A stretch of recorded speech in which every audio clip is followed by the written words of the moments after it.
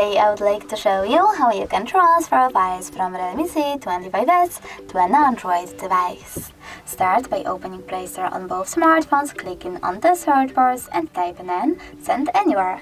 Then download this free app from this developer and select Open.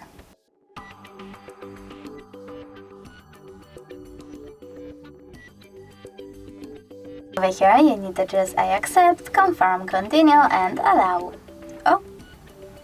So REALME is click. Now select Send on REALME and Receive on an Android. Then tap on all of those dots and just send. This way you will select all of those files and transfer them later on. It will take a while though, so I will go with only one file. Like this photo, choose Send and tap on Got It. As you can see from here, we have two ways to connect. We can scan QR code by tapping on the scanning icon on an Android, choosing while using the app or only this time and pointing our camera at the code. But we can also just input this key here and click on Receive. Now, after a couple of seconds, as you can see, my photo was successfully transferred.